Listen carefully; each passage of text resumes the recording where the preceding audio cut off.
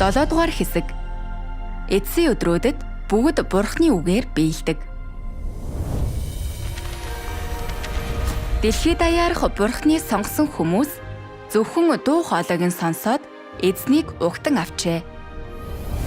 Эцсийн өдрүүдэд Эзэн Есүс 2 дахь удаага бие махбодтой болж эргэн ирсэн. Тэр бол төгс өчид Бурхан мөн. Төгс өчид Бурхан үнний 10 сая гарын үгийг илэрхийлсэн. Төгс өчид Бурханы үгийг уншсанаар бүх шашин, урсгалын бүх улс орон, бүс нутгийн үнэнд хайртай Бурханы илрэлтийг хүсэн эрмэлздэг хүмүүс бүгд энэ бол Бурханы дуу хоолой мөн гэдгийг таньсан. Тэд эргэлзэлгүйгээр төгс өчид Бурханы эцсийн өдрүүдийн ажлыг хүлээн авч эзний эргэн ирэлтийг угтан авсан. Энэ нь Эзэн Есүсийн үгийг яг таг биелүүлдэг. Миний хонин сүрэг миний дуу хоолойг сонсдог. Би тэднийг мэддэг бөгөөд тэд намайг дагдаг. Зарим хүн Эзэн Есүс бие махбодтой болж эргэн ирсэн гэж та нар гэрчилдэгч би төгс өчид Бурхныг нүдэрээ харах хүртлээр итгэхгүй гэдэг. Энэ үзэл бодол зөв үү? Үүнийг бодож үзье. Бид Эзэн Есүсийг харсан учраас түүнд итгэсэн билүү? Үгүй. Бид Эзэн Есүсийг нүдэрээ хараагүй. Номлогчид Эзэн Есүсийн сайн мэдээг хуваалцаж Библиэс түүний үгийг уншсанаар бид түүний бүх үг үнэн гэдгийг мэдэрч түүнийг хүлээн авсан. Түүнчлэн хүний хүүг нүдэрээ харна гэдэг нь хүмүүс түүнд гарцаагүй итгэн гэсэн үг үү? 2000 жилийн өмнө Эзэн Есүс ирэхдээ биечлэн үг хэлж ажлаа гүйцэтгсэн. Юудан шашны бүх фарисей түүнийг нүдэрээ харсан. Тэгвэл тэд яагаад Есүс бол ирэх ёстой Месиа гэдэгт итгээгүй юм бэ? Учир нь тэд Эзэн Есүсийг үгээр нь таниагүй юм. Тийм учраас Эзэнд итгэх итгэл нь нүдэрээ харахад биш, харин Бурхны дуу хоолойнд үндэслэх ёстой. Бурхны дуу хоолой гэдэг нь түүний амнаас гарсан бүх үгийг хэлдэг. Эдгээр үг бүгд үнэн юм. Хэрэв хэн нэгэн эдгээр үгийг үнэн гэж таньж чадахгүй бол хүний хүүг нүдэрээ харсан ч бие махбодтой болсон Бурхан гэдгийг нь танихгүй. Харин зүгээр л жирийн хүн шиг үзэх болно. Тиймээс эзнийг зөвхөн харагдах байдлаар нь таних гэж оролддог хүмүүс туйлын мунхаг юм. Тийм хүмүүс эзнийг хизээж танихгүй. Яг л Библиэд хэлсэнчлэн миний хонин сүрэг миний дуу хоолойг сонсдог. Би тэднийг мэддэг бөгөөд тэд намайг дагдаг. Иймээс итгэл нь сонсох нь Христийн үгээр ирдэг. Төгс хүчит Бурхан ингэж хэлсэн байдаг. Тэр бие махбодтой болсон Бурхан тул Бурхны мөн чанартай байдаг. Тэр бие махбодтой болсон Бурхан тул Бурхны илэрхийлэлтэй байдаг. Бурхан махбод болдог болохоор хийхээр зорж буй ажлаа авчирна. Мөн Бурхан махбод болдог болохоор өөрийн юу болохыг илэрхийлж хүнд үннийг авчирч ам хайрлаж замыг заан харуулж чадна. Бурхны мөн чанаргүй махбод нь бие махбодтой болсон Бурхан лавтаяа биш. Үүнд эргэлзэх зүйл үгүй. Хэрвээ хүн Бурхны махбод болсон бие мөн эсхийг судалж шинжилэхээр зорж байгаа бол түүний илэрхийлдэг зан чанар хэлдэг үгээс үүнийг нотлох ёстой. Өөрөөр хэлбэл Бурхны махбод болсон бие мөн эсэх. Үнэн зам мөн эсхийг нотлохын тулд хүн түүний мөн чанарт үндэслэн ялган таних ёстой. Иймээс Бурхны махбод болсон бие мөн эсхийг тодорхойлох гол түлхүүр нь гадаад дүр төрх биш. Харин түүний мөн чанарт, түүний ажил, түүний айлдвар, түүний зан чанар болон өөр олон талд оршдог. Бичвэр болон төгс өчид Бурхны үгээр дамжуулан бид эзний эргэн ирэлтийг баталгаажуулж, бие махбодтой болсон Бурхныг даах арга зам нь түүний гадаад төрхөөр дүгнэх биш. Дуу хоолойг нь сонсож, үгийг нь унших явдал гэдгийг ойлгож авдаг. Өнөөдөр Бурхан дэлхий дээр үг хэлж ажиллахын тулд дахин бие махбодтой болсон. Гэвч түүний бие махбодтой харилцаж чадах хүмүүсийн тоо хязгаартай. Цөөн тооны хүн л чадна. Хүмүүст Бурхны үнэхээр илчилдэг зүйл бол түүний бие махбод биш, харин түүний илэрхийлдэг үг юм. Бурхны үгийг уншсанаар бид Бурхны ажил, Бурхны зан чанар, хүн төрлөختнийг гэх Бурхны хайр зэргийг мэдэж чадна. Бурхны хойнд Бурхны дуу хоолойг сонссноор илрэлтийг нь таньж, түүний илэрхийлсэн үннийг хүлээн авдаг. Энэ нь Бурхны царайг харахтай адил юм. Өнөөдрийн байдлаар сая хүн төгс өчид Бурхны эцсийн өдрүүдийн ажлыг хүлээн аваад байна. Дэлхийд даяарх Бурхны сонгосон хүмүүсийн ихэнх нь төгс өчид Бурхны царайг нүдэрээ хараагүй ч, бие махбодтой болсон төгс өчид Бурхны илэрхийлсэн олон үннийг сонсож, эзэн Есүс үнэхээр эргэн ирсэн. Төгс өчид Бурхан бол эргэн ирсэн эзэн Есүс мөн гэдгийг баталгаажуулсан. Бурхны үгээр дамжуулан тэд түүний илрэлтийг харж, хурганы хурмын загт оролцсон. Эцсийн өдрүүд дэх Христийн илрэлтийн нөхцөл байдал. 1991 он буюу энэхүү онцгой жил дэлхийн зүүн зүг Хятад улсад сатааны хорон муу хүч Бурхныг хамгийн улааран харгасаар эсэргүүцдэг газарт үүрийн гэгээ туссан. Хүний хүү гэр чуулгануудад үг хэлж эхлэв. Түүний үг хүмүүсийг мэл гайхуулахын зэрэгцээ дулаацуулж байлаа. Тэр Библийн олон чухал нууцыг илчилж, чуулганууд даяар асар их дуулаан дэгдээсэн. Тиймээс Бурхныг бие махбодтой болох үед түүний ирснийг хинч мэдээгүй. Хинч түүнийг угтан аваагүй. Бурхан 1991 онд гарч ирж ажиллаж, үгээ хэлж эхлэхэд ч хүмүүс түүнийг таниагүй хэвээр байсан. Энэ нь Библийн зөгнөлийг биелүүлсэн юм. Харин тэр өдөр цагийг хинч мэдэхгүй. Тэнгэр дэх тэнгэр элчүүд ч хүүч мэдэхгүй. Зөвхөн эзэхэл мэднэ. Бурхныг үг хэлж эхэлснээс хойш 2 жилийн дараа л хүмүүс тэр бол жирийн хүн биш, харин эргэн ирсэн эзэн Есүс гэдгийг таньсан.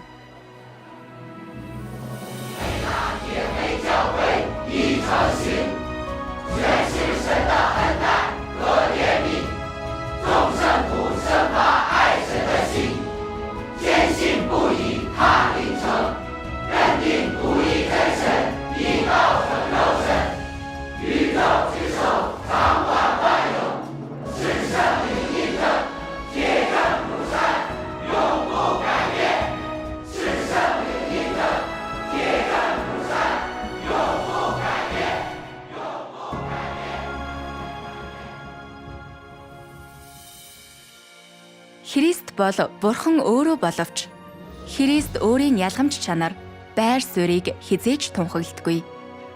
Тэр зүгээр л хүн төрлөختний дунд чимээгүйхэн амьдарч, тэднийг хангаж, удирдахын тулд үннийг илэрхийлж, хүн төрлөختнийг аврах ажлыг хийдэг. Христ маш даруй нуугдмал, хайр татам гэдг нь тодорхой. 1991 он дурсамжтай жил байлаа. Энэ бол эцсийн өдрүүдийн Христ үг хэлж эхэлсэн жил юм.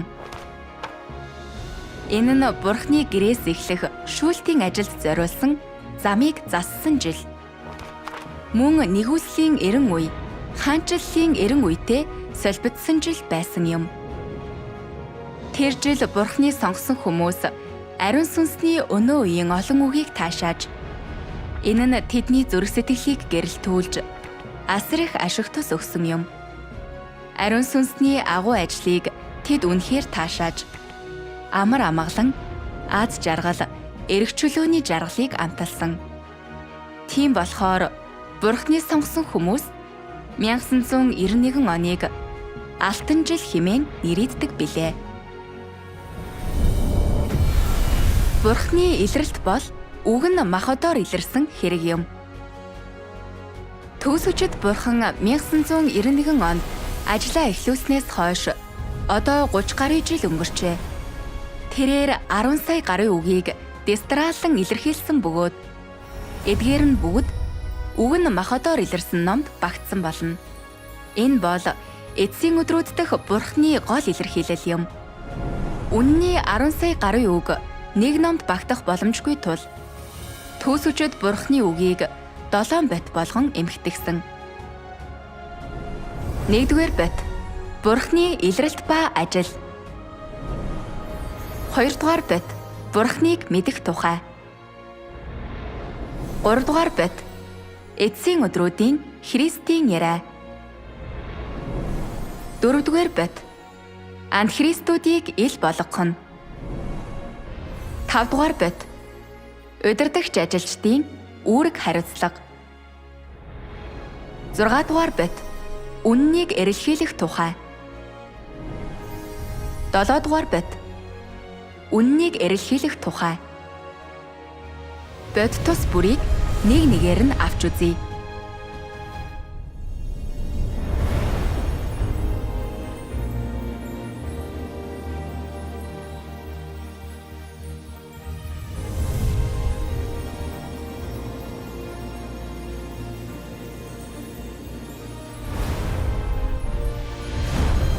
Үг нь махбодоор илэрсэн 1-р бот Бурхны илрэлт ба ажил.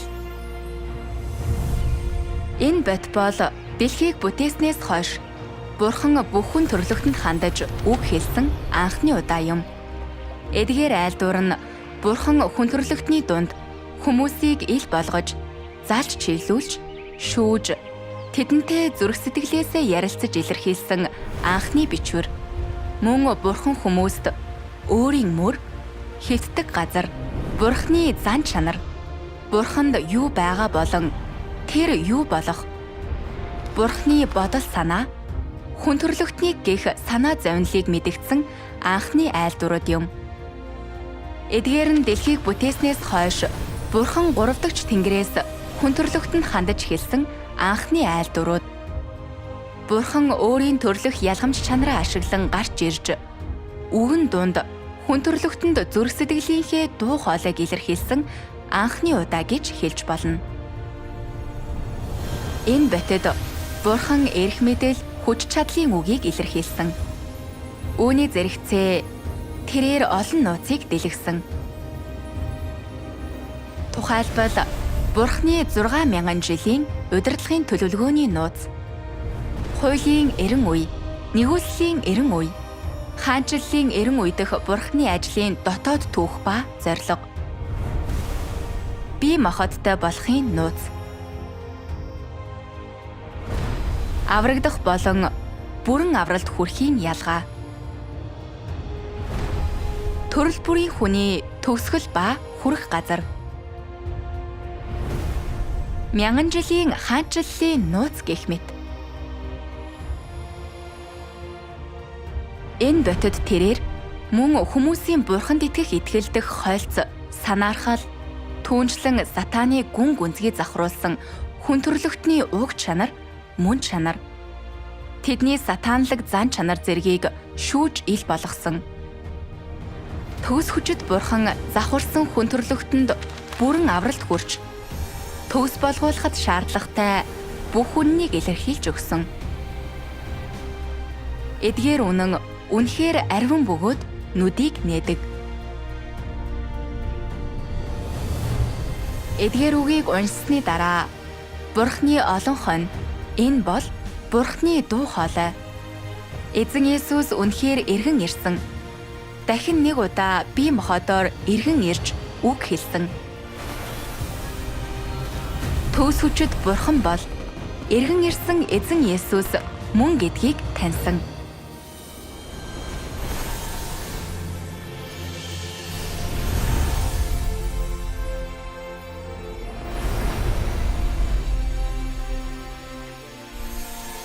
Үг нь махбодоор илэрсэн 2 дугаар бот.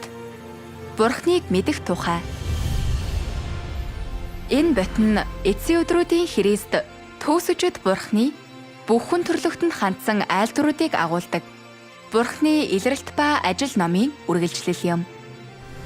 Бурхан дэлхийг бүтээснээс хойш хийсэн ажил зэрэг олон төрлийн үнэн, үүнд агуулгадах өөрийн санаа зорилго, хүн төрлөختнөөс хүлээдэг зүйл, ажлаараа дамжуулан илчилдэг Бурханд юу байгаа болон тэр юу болох, түүнчлэн өөрийн зөвхт байдал, эрх мэдэл, ариун байдал, тэр бол бүх зүйлийн амийн эксрүүлж гэдэг баримтыг тайлбарладаг. Өмнө нь бид Библийг уншихдаа Бурхан Тэнгэр газар бүх зүйл хүн төрлөختнийг бүтээсэн. Эзэн Есүс хүн төрлөختнийг золин аврахын тулд цовдлогдсон гэх мэт Бурханы урдийн ажлын талаарх баримтуудыг л мэддэг байсан. Пасторууд бидэнд зөвхөн Библийн мэдлэг, түүх, хүмүүс, үйл явдлыг л тайлбарладаг байсан. Гэхдээ тэд ажлаа хийж байхдаа Бурханы илчилсэн бодол санааг мэдэж байсан уу? Тэд Бурханы илчилсэн зан чанарыг мэдэж байсан уу? Жишээлбэл Бурхан анх хүнийг бүтээхдээ ямар бодолтой байсан бэ? Бурхан яагаад хүнтэй солонгоор гэрээ байгуулсан бэ? Бурхан яагаад Ноа, Авраам, Йовыг сайшаасан бэ? Эзэн Есүс яагаад амьлсныхаа дараа 40 хоногийн турш хүнд үзэгдсэн бэ гэх мэт. Эдгээр нь ямар ч хүний тодорхой тайлбарлаж чадахгүй зүйлс юм. Энэ ботод Бурхан энэ бүх үннийг хүмүүст дэлгэсэн. Үүний зэрэгцээ энэ бот нь Бурхан макро ертөнцийг хэрхэн захирч, микро ертөнцийг хэрхэн удирдах, материаллык ертөнцид хэрхэн дээд эрхээ хэрэгжүүлж, сүнсний ертөнцийг хэрхэн захирч, хүний амьдралын 6 онцгой үеийг хэрхэн хяндгийг илчилдэг. Энэ номыг уншсанаар Бурханд үнэхээр итгэдэг хүмүүс энэ ажлыг хийж, эдгээр зан чанарыг илчилж чадах нэгэн бол бүх зүйлийг захирагч мөн гэдгийг баталгаажуулж чадна. Мөн Бурханы ялгамж чанар, байр суурь, мөн чанарыг үнэхээр мэдэж, улмаар эцсийн өдрүүдийн Христ болох төгс хүчит Бурхан бол цор ганц Бурхан өөрөө гэдгийг баталгаажуулдаг.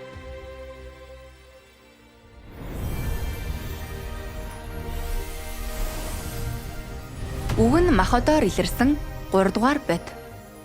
Эцсийн өдрүүдийн Христийн яриа. Энэ бот нь чуулганд оршин буй асуудлууд болон Бурханы сонгосон хүмүүсийн ам оролтод тулгардаг бодит бэрхшээлийн хариуд хэлсэн үгээс бүрддэг. Эдгээр нь хүмүүсийн мөн чанар, одоогийн байдлыг зааж өгөөд зогсохгүй, хүмүүсийн эрэлхийлэх ёстой зорилгыг нь гэрэлтүүлж өгдөг. Энэ нь хүмүүс үннийг ойлгож, ам оролтод хүрэхэд туйлын ашиг тустай юм.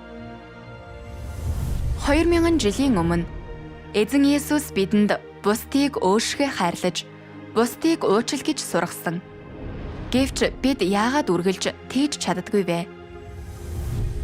Учир нь тэр үед Эзэн Есүс бидэнд зарим үндсэн сургаалыг л өгсөн бөгөөд бидний нүглийн үндсийг ил болгоогүй.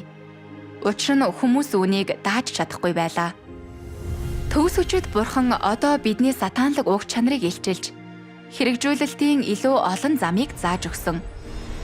Тухайлбал бидний нүгэл болон Бурханыг эсэргүүцдгийн үндэс юу вэ?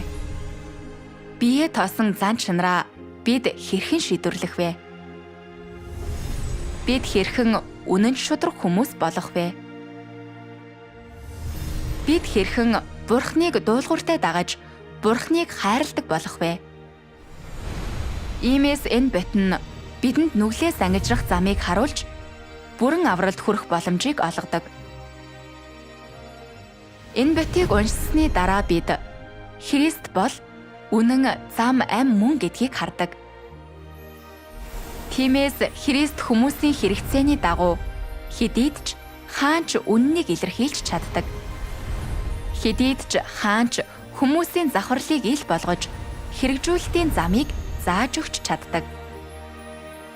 Хэдийгээр Христ жирийн хэвийн харагддагч тэр бол бие махбодтой болсон Бурхан гэдгийг бид бүгд зүрх сэтгэлдээ баталж чадна. Эцсийн өдрүүдэд Бурхан ажлаа гүйцэтгэхийн тулд бие махбодтой болсон нь бидний авралд үнэхээр ашиг тустай гэдгийг бид мөн ойлгож авдаг.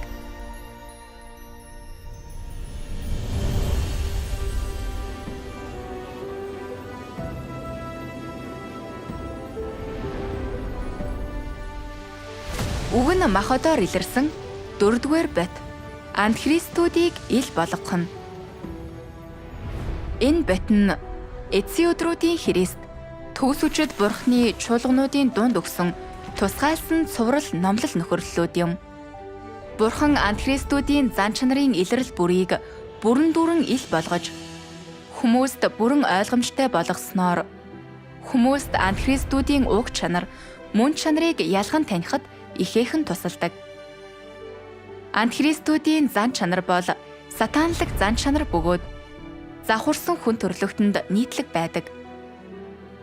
Бурхнаар бүрэн авруулахын тулд хүн ариусгагдахынхаа өмнө Бурхны үгийн шүүлтийг хүлээн авах ёстой.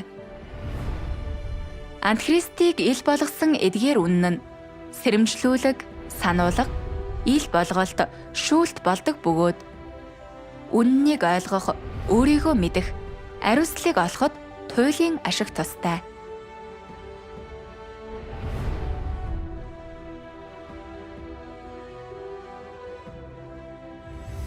Зөвхөн Антихристүүдийг ялган таньснаар л хүн бусдын төөрөгдүүлэлтээс зайлс хийж, бусад хүнийг шүтэж дагахаа болж, Бурхныг дагаж, дуулууртай дагаж, шүтэн мөргөх үр дүнд хүрч чадна.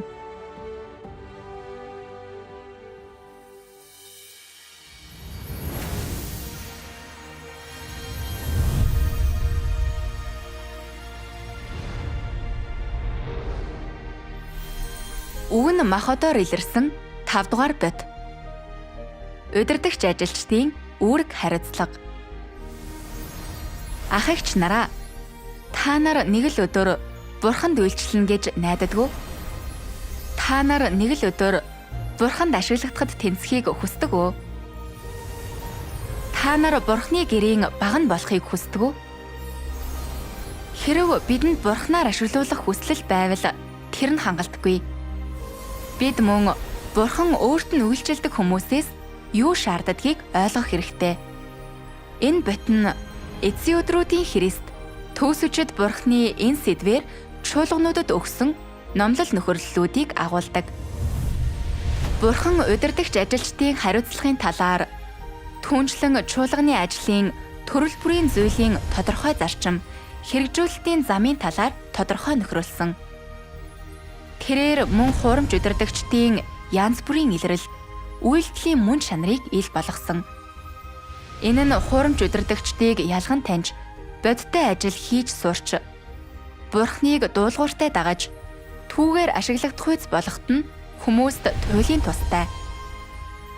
Энэ нь хүмүүст үннийг ойлгох, өөрсдийгөө мэдэх, үүргээ зарчмын дагуу гүйцэтгэхэд асар ашиг тустай.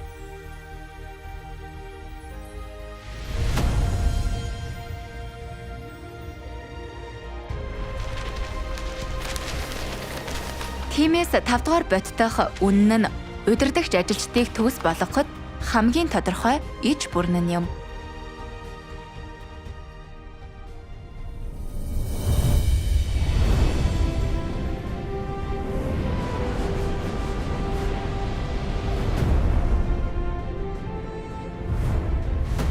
Үг нь махбодоор илэрсэн 6 ба 7-р бот.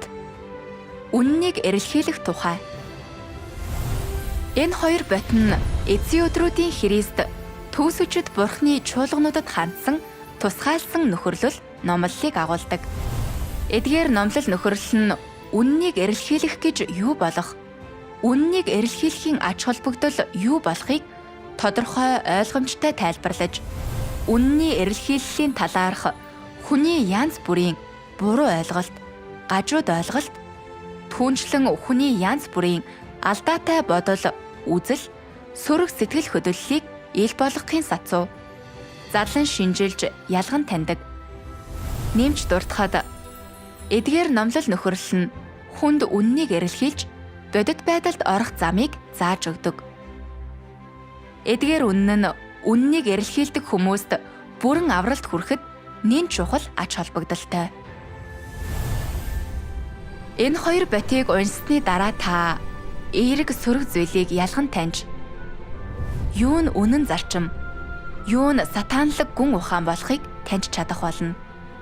Та цаашид эдгээр сатаанлаг гүн ухаанаар амьдрахаа болж аажмаар Бурхны үгээр амьдарч үгийг үнэхээр өөрийн ам болгож жинхэнэ хүний төрхийг амьдран харуулах болно. Бидэнд үнэн байхгүй учраас бидний амьдралд хэрхэн шийдвэрлэхээ мэдэхгүй олон бэрхшээл байсаар байдаг. Жишээлбэл гэрлэлтэд асуудал гарахад бид хэрхэн шийдвэрлэх ёстой вэ?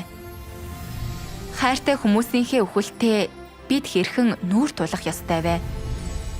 Өвчин эмгэгтэй бид хэрхэн нүүр тулж туулах ёстой вэ? Энэ хоёр ботыг уншсны дараа та бүх хариултыг олох болно. Бас үнэн биднийг чөлөөлж, сатаанлаг зан чанарын хүлээсээс ангижруулж чадна гэдгийг, Бурхны үг үнэхээр урагшлах зам мөн гэдгийг мэдрэх болно. Иймээс энэ хоёр бот нь үнэнд хайртай бүх хүнийг төгс болгож, үннийг олж авч бүрэн авралт хүрэх боломжийг тэдэнд олгодог. Үг нь Маходоор илэрсэн номын 7 бот нь Бурхны ажлын алхмуудыг төлөөлдөг. Эдгээр нь алхам тутамдаа Бурхнаар өдөрдүүлж, үннийг олж авахын тулд хүмүүсийн туулах ёстой үйл явцыг тэмдэглэдэг бөгөөд нэг ч алхмыг алгасаж болохгүй. Эдгээр үг нь хуулийн эрен үе болон нэгүслийн эрен үед Бурхны хэлсэн үгээс хамаагүй хэмжээтэй.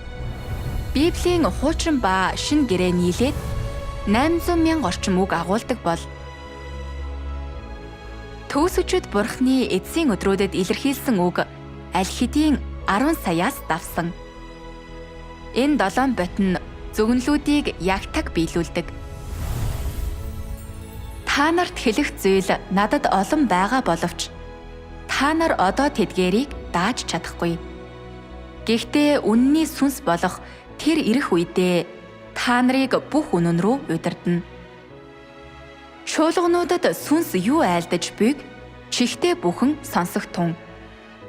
Ялагчд би Бурхны диваажингийн дунд буй амийн модноос идүүлнэ.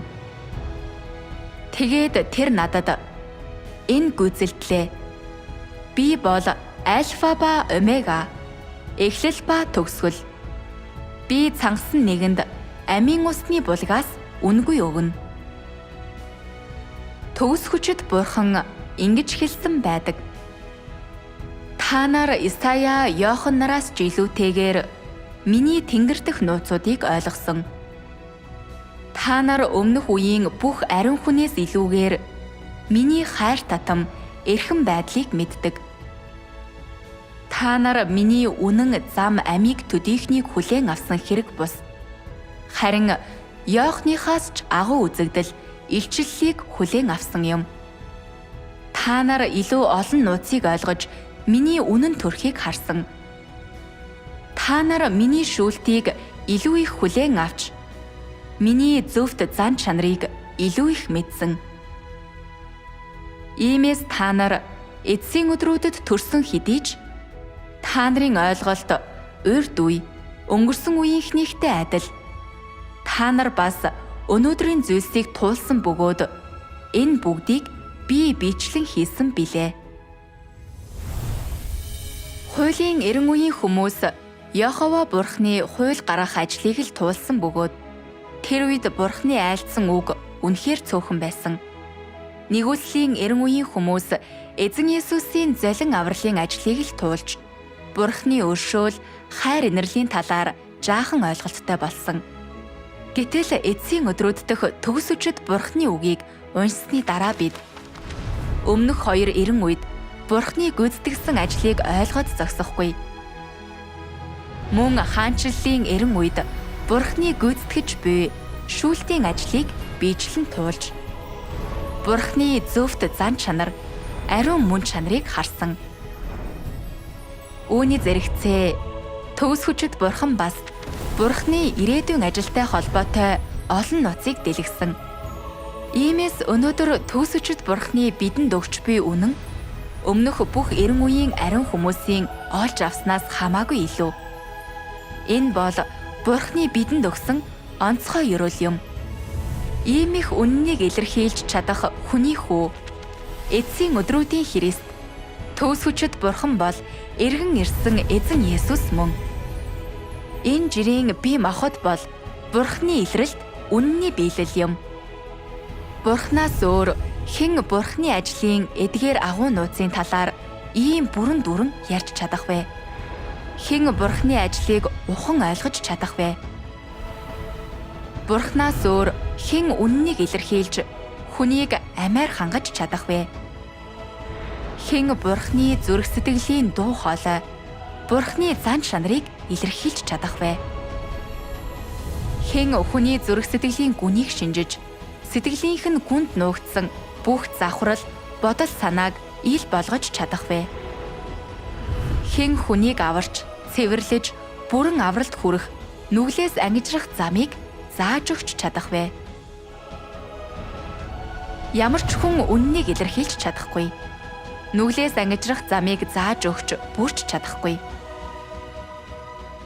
Мянган жилийн турш тоо томшгүй олон хүн Бурханд итгэж, тоо томшгүй олон теологч, чуулганы удирдагч, нэр хүндтэй сүнслэг хүмүүс байсан ч тэдний нэгэн ч үннийг илэрхийлж чадаагүй.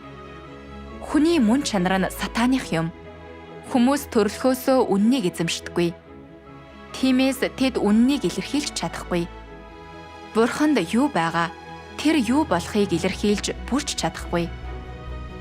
Хүмүүс Бурхны үгийг туулснаар хязгаарлагдмал хэмжээний үннийг л ойлгож чаддаг бөгөөд Бурхны үгийн талаарх туршлага, Бурхны ажлын талаарх туршилгаасаа олж авсан ойлголтынхоо талаар бага зэрэг ярьж чаддаг.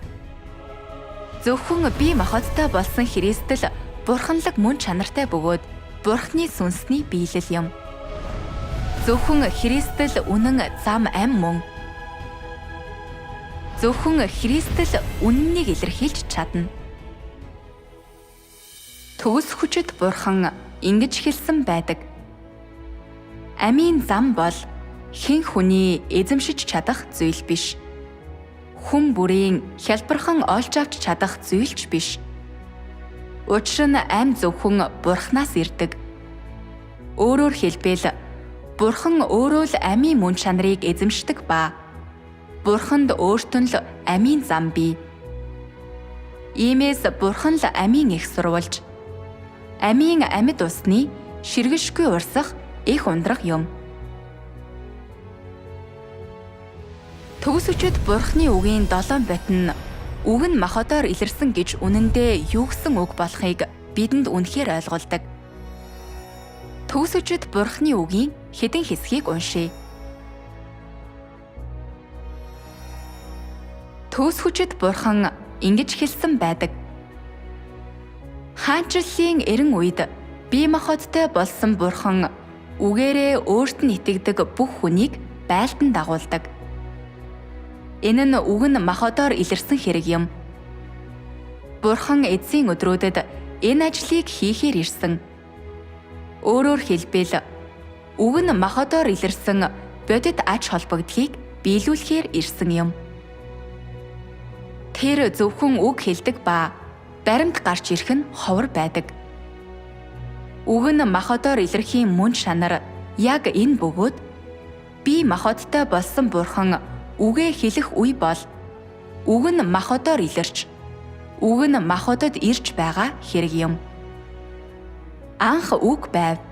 Үг Бурхантай хамт байсан ба үг нь Бурхан байлаа. Тэгээд үг нь махбод болсон юм. Энэ үг нь махбодоор илрэх ажил нь эцсийн өдрүүдэд Бурхны гүйцэтгэх ажил бөгөөд түүний бүхий л удирдлагын төлөвлөгөөний сүүлчийн бүлэг юм. Иймээс Бурхан газар дээр ирж үгээ махотоор илэрхийлэх ёстой.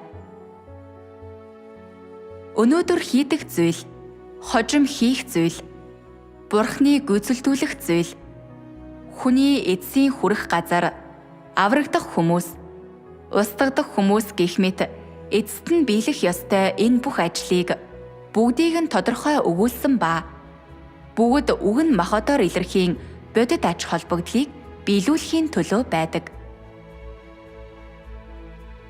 Бурхан орчлон ертөнцийг байлдан дагуулахын тулд үг ашиглана. Тэр үүнийг өөрийн махот болсон биеэр хийхгүй. Харин махот болсон Бурханы амнаас гарах айлдваруудыг ашиглан бүхий л орчлон ертөнц дэх бүх хүнийг байлдан дагуулна. Энэ л үг махот болох явдал. Мөн энэ л үг махотоор илрэх явдал юм. Үг нь махотоор илэрсэн гэдэг нь Бурханы бие махбод хүн бүрт харагдана гэсэн үг биш. Харин Бурхан энэ бие махбодоор өөрийн үг, зан чанарыг биелүүлж, энэ бие махбодоор дамжуулан үннийг илэрхийлж үгээ хэлдэг гэсэн үг юм.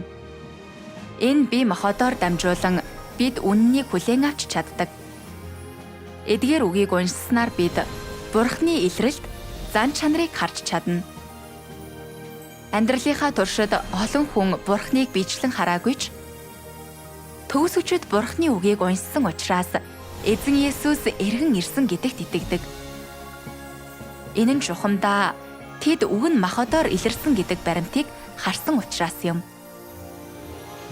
Төгс өчид Бурхан хэдэн 10 сая үнний үгийг илэрхийлж, үнний бүх талыг хамарсан. Ухамсарлах чадвартай бүх хүн эдгээр ариун үннийг уншаад Бурханы илрэлт, Бурханы ажлыг аль хэдийн харсан. Энэ үед тэд Бурхантай өөртөө нүүр тулан уулздаг.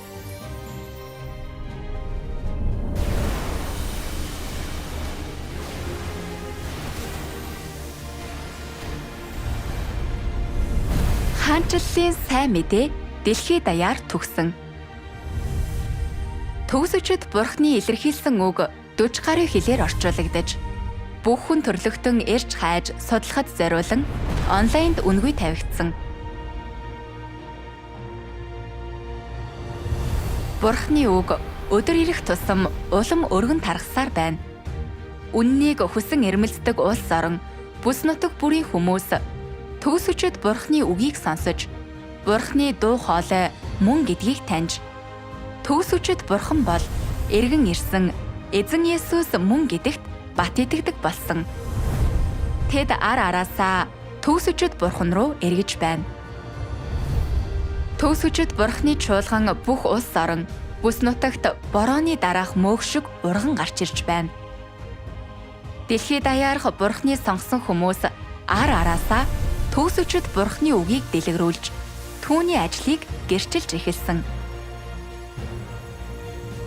Хорон мөч өнгөрөх тусам төгс өчид Бурханы хаанчлалын сайн мэдээ газар сайгүй түгсээр байна.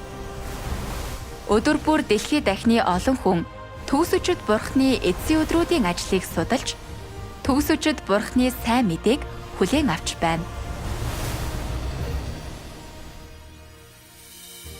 Энэ бол төгс өчид Бурханы үгийн биелэл юм. Төгс өчид Бурхан ингэж хэлсэн байдаг. Бурханы үг тоо томшгүй олон айл өрхөд түгж бүгдэд мэдэгдэнэ. Тэр үед л түүний ажил орчлон ертөнц даяар түгнэ. Өөрөөр хэлбэл хэрвээ Бурханы ажлыг бүх орчлон ертөнц даяар түгэе гэвэл түүний үгийг түгээх ёстой. Бурханы алдрын өдөр Бурханы үг хүч чадал, эрх мэдлээ харуулна. Балар эрдэнэ үеэс өнөөдрийг хүртэлх түүний үг нэг бүр гүйцэлдэж биелнэ. Ийм маягаар Бурхан газар дээр алдар суугаа олж авна. Өөрөөр хэлбэл түүний үг газар дээр хаанчлна. Ёрын муу хүмүүс бүгд Бурханы амнаас гарсан үгээр гисгээгдэж, Зөв шударга хүмүүс бүгд түүний амнаас гарсан үгээр өрөөгдөх ба бүгд түүний амнаас гарсан үгээр тогтоогдож бүрэн төгс болгуулна. Тэр ямар нэгэн тэмдэг гайхамшигч үзүүлэхгүй. Түүний үгээр бүх зүйл гүйцэлдэж, түүний үг бодит баримтыг бий болгоно. Газар дээрх хүн бүр Бурхны үгийг магтан тэмдэглэж, томчуул, хүүхдүүд, эрэгтэй эмэгтэй, хөгшин залуу бүх хүн Бурхны үгийн доор бууж өгнө.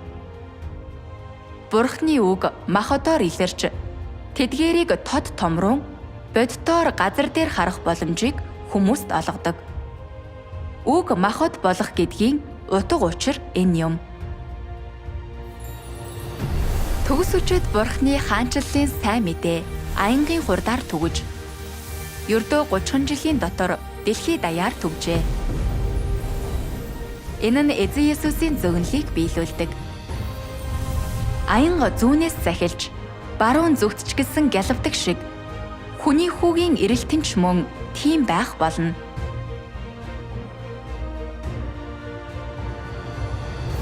Төгс үчид Бурхан гайхамшиг тэмдэг үзүүлснээр бус, харин бүхэлдээ өөрийн үгээр үүнийг гүйцэлдүүлдэг. Энэ нь Бурханы ажил биш гэж үү? Хүн төрлөختний дундаас хэн ийм зүйлийг хийж чадах билээ? Энэ бол ариун сүнсний ажлын няцаашгүй нотолгоо бөгөөд төгс үчид Бурхан бол эргэн ирсэн Эзэн Есүс мөн гэдгийг бүрэн баталгаажуулдаг. Энэ бол хинч үгүйсгэж чадахгүй баримт юм.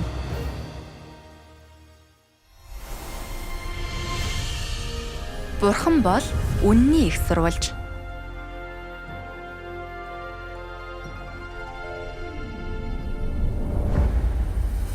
Зарим хүн Бурханы бүх үг Библиэд байдаг. Бурхан шинэ үг айлдах боломжгүй. Төгс үчид Бурханы үг Библиэд байхгүй. Библиэд байхгүй үг бол Бурханы үг биш гэдэг. Та үүнтэй санал нийлэх үү? Зарим хүн төгс үчид Бурханы үг Библиэд тэмдэглэгдээгүй гэдэг шалтгаанаар л Бурханы үг байж чадахгүй гэж үзэж, үүнийхээ үндсэн дээр төгс үчид Бурханыг хүлээн авахаас татгалздаг. Эзэн Есүсийг анх гарч ирж ажлаа эхлүүлэх үед түүний хэлсэн үг хуучин гэрээнд тэмдэглэгдээгүй байсан. Тэгвэл та Эзэн Есүсийн ажлыг хуурамч гэж яллаж чадах уу? Хэдийгээр шинэ гэрээнд Эзэн Есүсийн зарим үг тэмдэглэгдсэн байдаг ч тэр нь маш хязгаарлагдмал.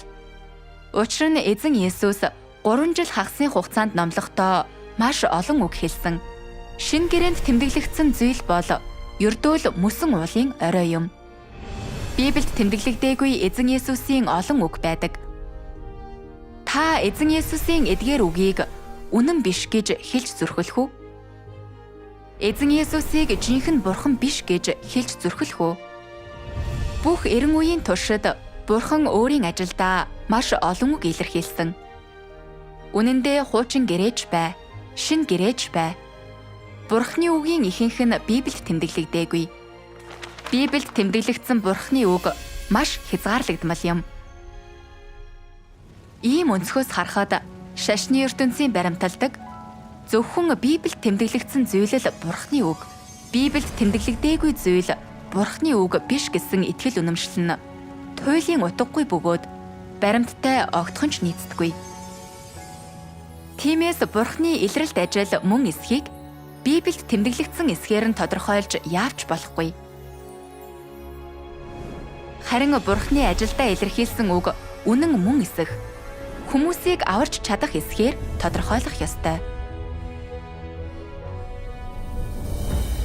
Зарим хүн Библи бол цорын ганц эрх мэдэл, Бурхан эцсийн өдрүүдэд шинэ үг илэрхийлэх боломжгүй гэдэг. Гэвч энэ үзэл бодол үнэхээр зөв үү? Эзэн Есүс ер нь ингэж хэлсэн үү?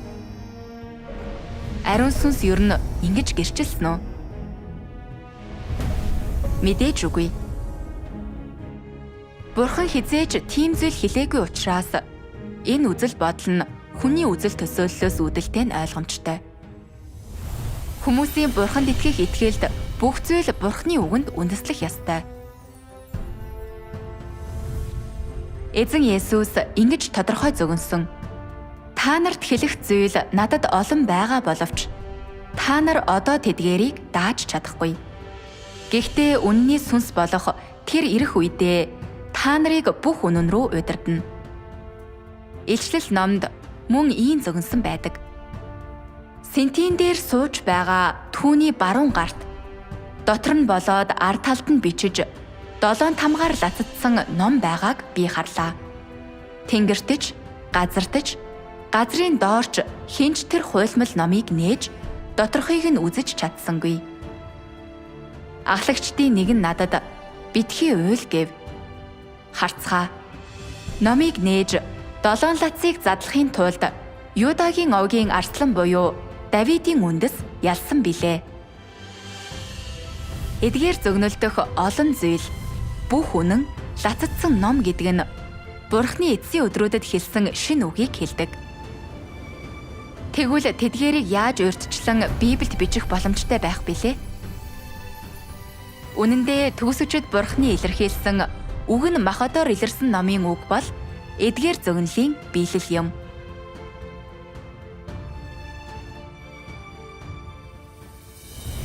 Төгс хүчит Бурхны үгийн өөр нэг хэсгийг уншийе.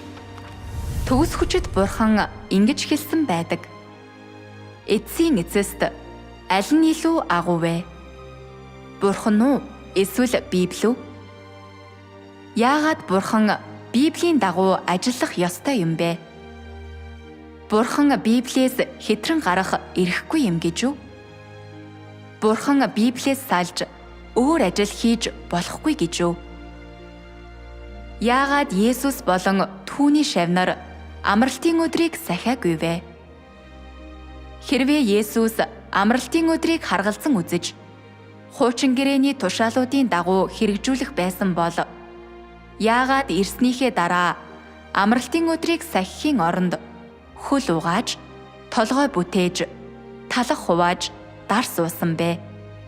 Энэ бүхэн нь хуучин гэрээний тушаалуудад байхгүй байгаа бус уу?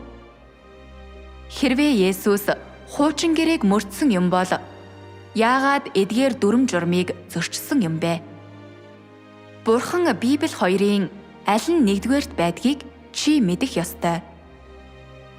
Амралтын өдрийн эзэн болохоор тэр бас Библийн эзэн байж чадах бус уу? Хэрвээ чи хуулийн эрен үеийн ажлыг харж Израильчууд Йоховагийн замыг хэрхэн дагсныг харахыг хүсвэл хуучин гэрээг унших ёстой. Хэрвээ чи нэгүслийн эрен үеийн ажлыг ойлгохыг хүсвэл шин гэрээг унших ёстой. Гэхдээ чи эцсийн өдрүүдийн ажлыг хэрхэн харж байна вэ? Чи өнөөдөр Бурхны удирдамжийг хүлээн авч өнөөдрийн ажилд орох ёстой. Учир нь энэ бол шин ажил бөгөөд хинч үүнийг өмнө нь Библиэд бичээгүй. Өнөөдөр Бурхан махбат болж Хятад дахь өөр сонгогдсон хүмүүсийг сонгож авсан. Бурхан энэ хүмүүс дээр ажиллаж газар дээрх өөрийн ажлыг үргэлжлүүлж нэгүслийн эрен үеийн ажлаас үргэлжлүүлэн хийдэг. Өнөөдрийн ажил бол хүний хизээж алхаж байгаагүй зам. Хинч өмнө нь хараагүй зам билээ. Энэ нь урд нь хизээж хийгдэж байгаагүй ажил. Газар дээрх Бурхны хамгийн сүүлийн үеийн ажил юм. Тиймээс өмнө нь хизээж хийгдэж байгаагүй ажил бол түүх биш.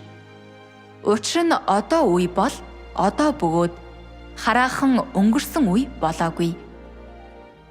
Бурхан илүү агуу, илүү шинэлэг ажлыг газар дээр Израилийн гадна хийснийг мөн энэ нь аль хэдийн Израилийн цар хүрээнээс иш үзүүлэгчдийн зөгнлөөс даван гарсан ба зөгнлүүдийн гаднах шин гайхамшигтай ажил, Израилийн гаднах илүү шинэлэг ажил, хүмүүсийн ойлгочж төсөөлчж чадахгүй ажил юм гэдгийг хүмүүс мэддэггүй. Ийм ажлын тухай ойлгомжтой тэмдэглэлийг Библи яаж агуулж чадах билээ?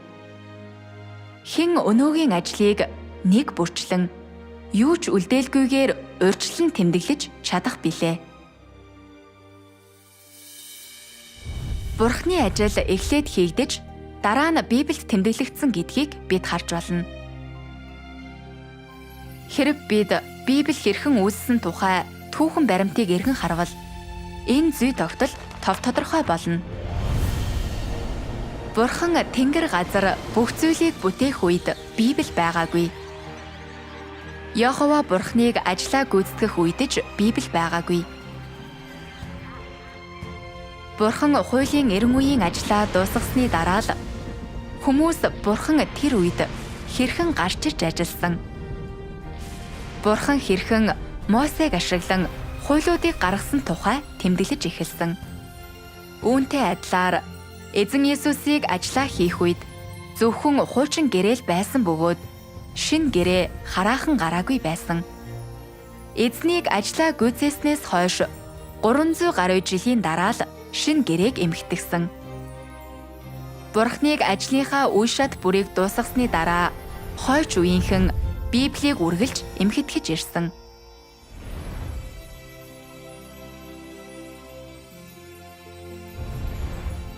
Эхлээд Бурхны ажил хийгдэж дараа нь Библи эмхтэгддэг.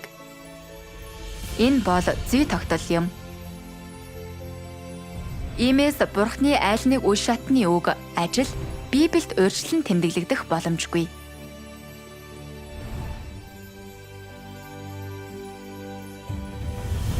Эцсийн өдрүүдэд төгсөгчд Бурхан ирж шүүлтийн ажлыг авчирч хүн төрлөختнийг бүрэн аврах бүх үгийг хэлсэн. Эдгээр үгийн ихэнх нь үг нь Махадоор илэрсэн номд эмхтэгдсэн. Иймээс эдгээр үг Библиэд урьдчилан тэмдэглэгдэх боломжгүй.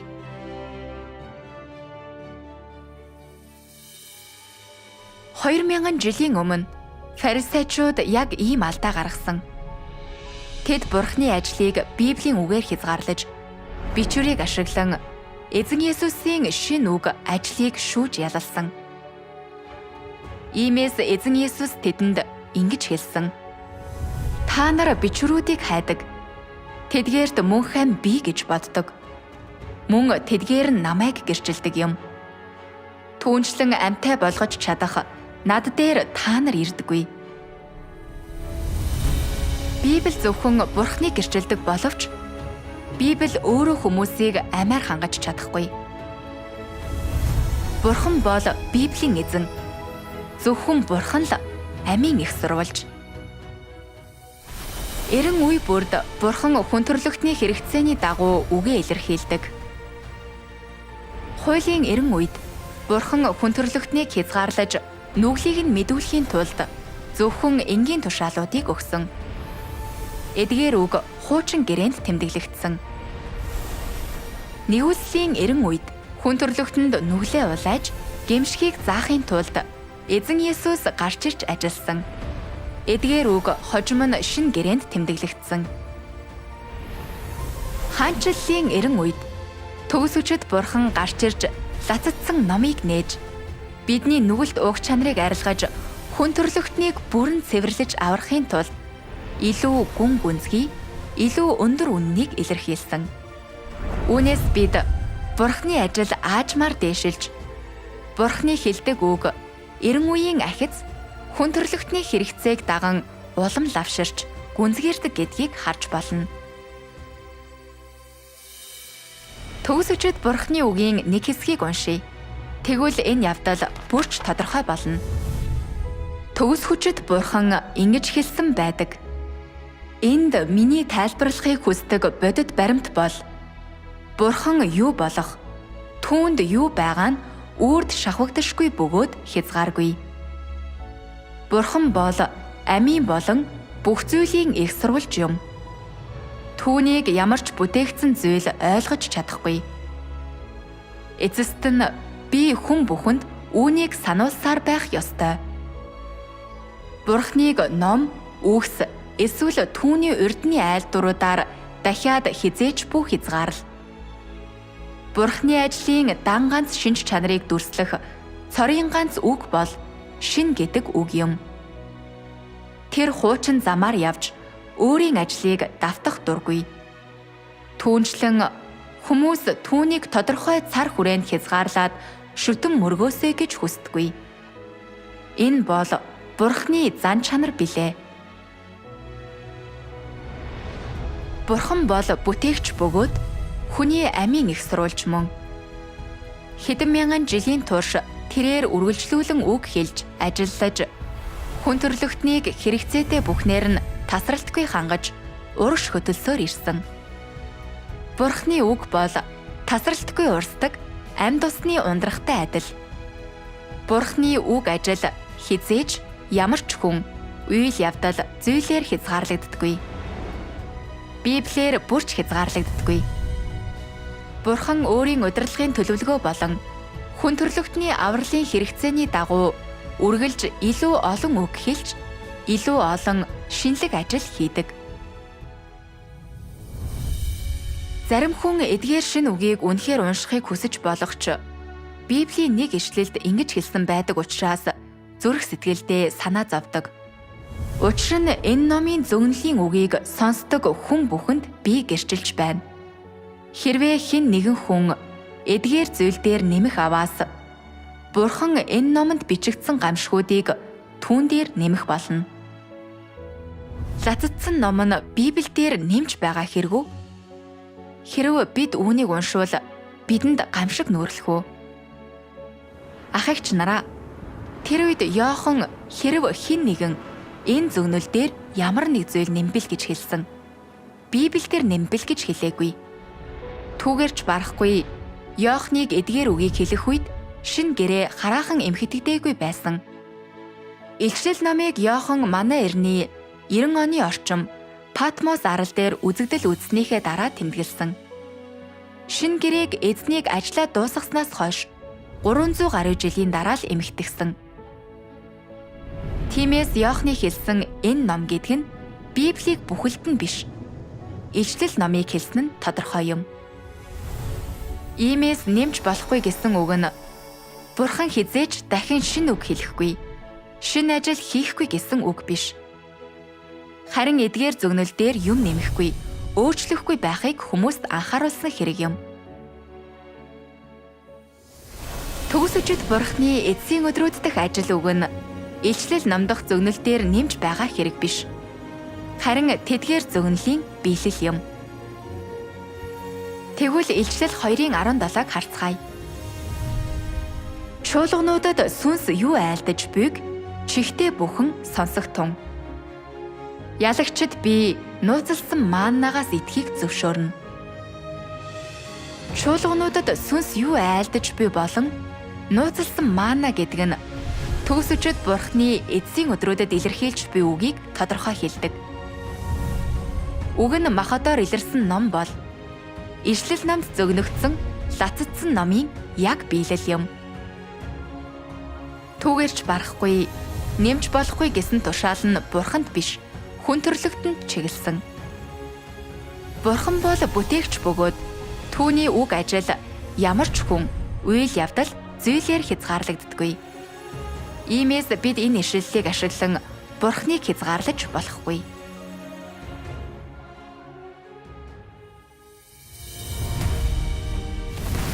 Бурхны шин үгийг хүлээн авахгүй байхын үр дагавар. Хэрэг хүмүүс зөвхөн Библиэд зуралдаж, эцсийн өдрүүдэд төгсөжид Бурхны хэлсэн шин үгийг хүлээн авахаас татгалзуул. Тийм хүмүүс эзэнт цаашаагдаж чадах уу? Тэд Тэнгэрийн хаанчлалд орж чадах уу? Төгсөжид Бурхны үгийн өөр нэг хэсгийг уншийе.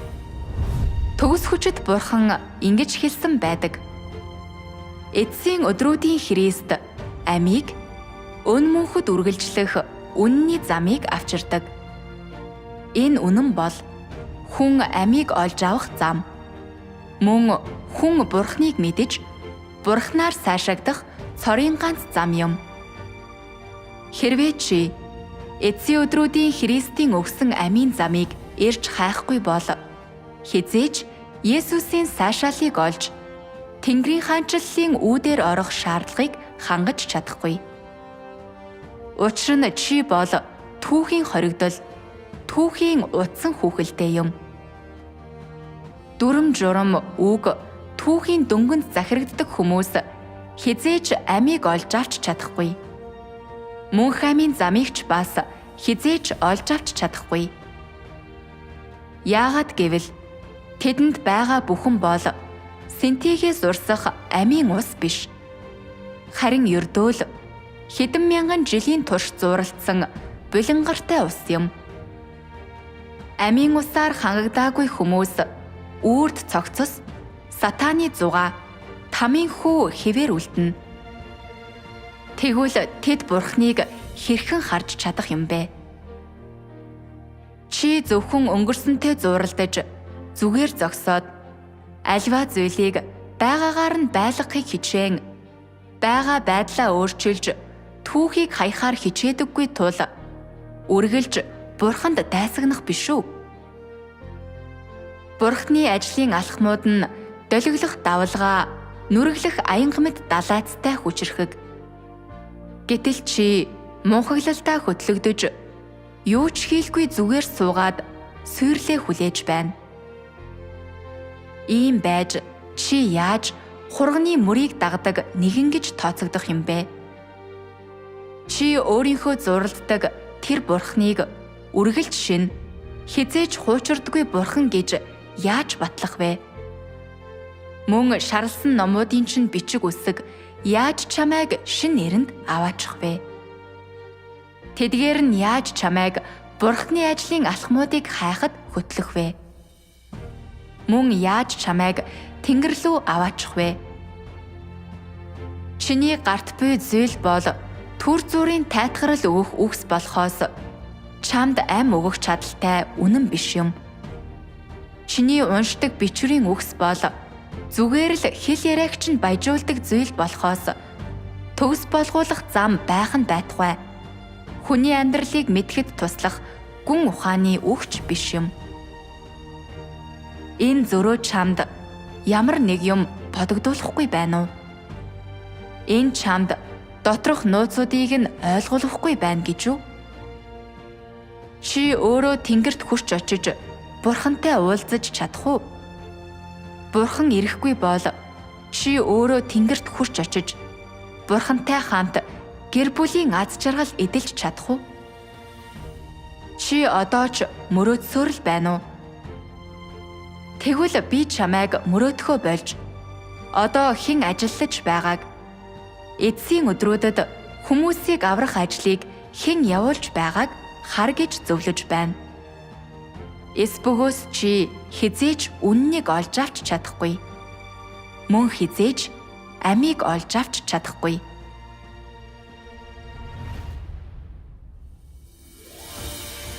Үг нь Махотоор илэрсэн номд төгс өчид бурхны илэрхийлсэн үнэн одоо бүтэн 7 бит болсон бөгөөд бүгд онлайнд тавигдсан. Бурхан ийм олон үннийг илэрхийлсэн. Та томшгүй олон хүн одоо төгс өчид бурхныг дагаж байгаа бөгөөд төгс өчид бурханд итгэх итгэлийн ариун их туршлагын гэрчлэл, бурхныг гэрчилсэн олон тооны кино, түүнийг магтан дуулсан олон магтан дуу бий. Цаашлаад хаанчлалын сайн мэдээ одоо Аз, Европ, Америк, Африк, далайн орнуудын 100 гаруй улсад аль хэдийн түгэж дэлхийн өнцөг болон бүрээс бурхны сонгосон хүмүүс төгс өчид бурхныг хүлээн авсан. Эдгээр гайхалтай үр дүн нь дангаараа энэ бол үнэхээр бурхны ажил гэдгийг хүмүүст хүлээн зөвшөөрүүлэхэд хангалттай.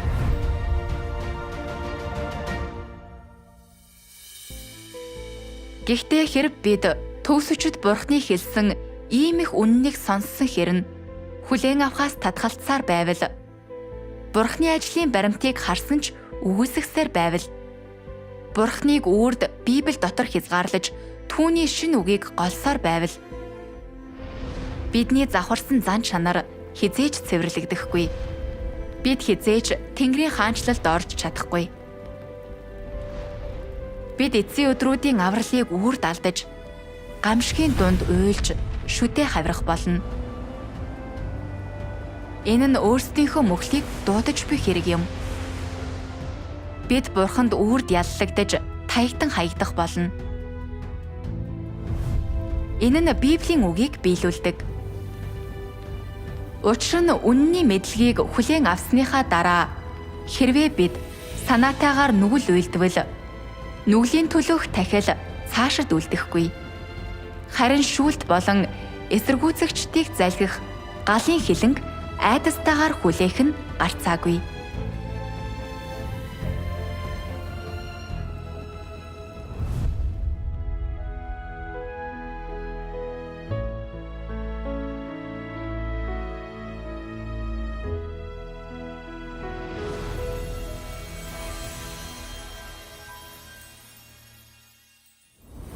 $2000 жилийн өмнө Эзэн Есүс ингэж амласан байдаг.